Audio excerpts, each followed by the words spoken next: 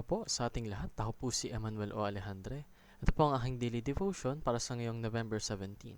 And for today, we are going to talk about how vision unites us around Christ's mission. We will be using Matthew chapter 28 verses 18 to 20 to further deepen our understanding of vision and its power, no? Sabi rito, "Then Jesus came to them and said, 'All authority in heaven and on earth has been given to me. Therefore, go and make disciples of all nations, baptizing them in the name of the Father and of the Son and of the Holy Spirit, and teaching them to obey everything I have commanded you. And surely I am with you always to the very end of the age.'" Sa Tagalog, at lumapit si Jesus at nagsalita sa kanila na sinasabi, "Lahat ng kapamahalaan ay binigay sa akin sa langit at sa lupa. Humayo nga kayo, gawin ninyong alagad ang lahat ng mga bansa, inyong bautismuhan sila sa pangalan ng Ama at ng Anak at ng Banal na Espiritu.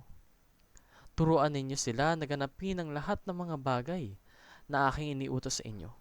At narito, ako ay kasama ninyo sa lahat ng mga araw hanggang sa katapusan ng kapanahonang ito. Siya nawa." So, Christ's vision is to transform the nations. Hindi lang po simple yung vision ng ating Christ, no? He wants for everyone to be transformed. And Christ's vision is the mission of all disciples.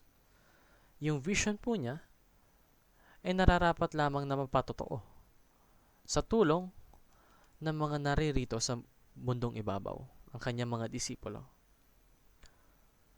Ngayon, ano nga ba ang Christ's vision? Christ's vision is destined for victory. Victory against evil. Upang manaig ang kabutihan sa mundo. So, love our country and fight corruption.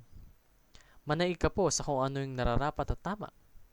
And preach that Jesus is Lord over all things.